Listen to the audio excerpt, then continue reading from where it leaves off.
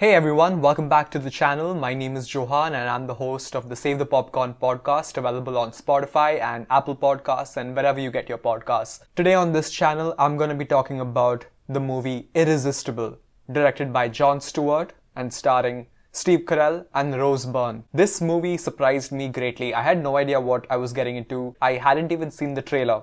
I just knew that Steve Carell was a part of it and I had seen some posters in passing on YouTube, perhaps. And I decided to give it a shot because what I like doing here on this channel is recommending underrated movies that maybe not a lot of people have heard. It was surprising to me that I hadn't heard about this movie at all because it released just a few months ago in 2020 and no one was talking about it. I hadn't seen the trailer, it wasn't on trending, it wasn't being advertised anywhere. So those are the kind of movies that I like watching anyway. So I figured I'd give this one a shot. And it's great. It's a comedy movie. It balances fiction and satire almost. The movie's about two political campaign managers played by Steve Carell and Rose Byrne, and they are fresh out of the 2016 election which got Donald Trump elected. And now they're trying to find smaller candidates to run for mayor of the small towns and cities of USA. And Steve Carell finds this one particular person who he thinks could become big in the Democratic Party, and he tries to be his campaign manager, which causes Rose Byrne's character Faith to run an opposing campaign to Steve Carell's character's candidate. So you've got a really interesting premise over here. The movie is really about two campaign managers going at each other rather than the candidates or any politics themselves. However, that being said, the movie does a really good job in explaining or shining a light on the Electoral College and the way that elections are held in democracies of the modern world. And it explains to you how politically biased this whole process is. It just shows you exactly how much of a business it is. Political campaign managers make so much money, regardless of whether the candidate actually wins or not. The amount of money these campaign managers get by, creating this whole story around a candidate that they are the best person for the job and taking them all the way up to the federal election, the amount of money they make causes it to be a very lucrative business. And this movie sort of exposes that business. When I mentioned that this was a satire, that's very true. Almost every scene that involves a news channel or a news station has, satirical moments in it wherein they're making fun of themselves as a way to make you understand that the way this whole business is conducted, this whole election business is conducted in the world today is a completely rigged process. And the news channels are in on it as well as the political candidates themselves. And it just shows how people can manipulate the general public. However, saying that this was a satire was a big no-no to some critics on Rotten Tomatoes. I don't really go to Rotten Tomatoes for any advice on a movie, or I don't really like looking at the reviews. What I do like doing on Rotten Tomatoes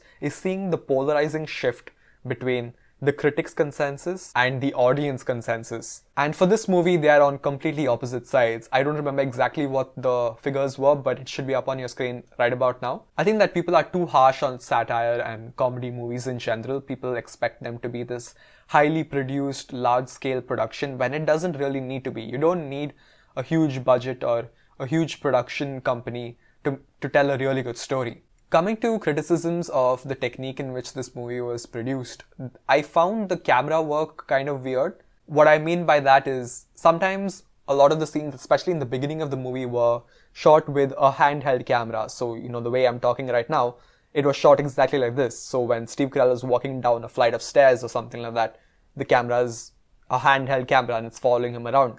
And then immediately, the next cut is immediately shifted into a mounted camera, and so it's completely still again.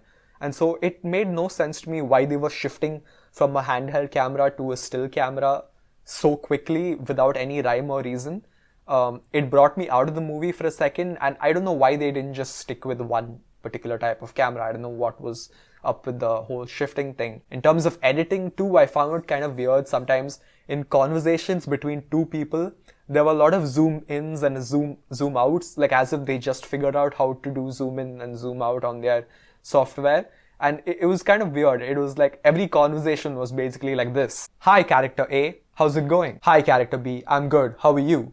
How's your day been like? It's been good, character A. It's been really, really good. So yeah, it wasn't exactly like that, but you get the idea. It was just quick edits and it was really weird to watch. But overall, it was a pretty good movie to watch. It's a good satire movie on politics. If you're the kind of person who likes making fun of politics and politicians and you just like dissing on them, so instead of doing that on Twitter, you can actually watch this movie instead.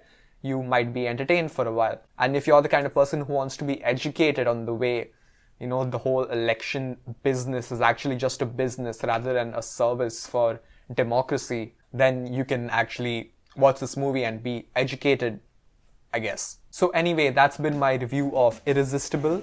If you want to check out full episodes of my podcast, it's called Save the Popcorn Podcast, and links will be available in the description below.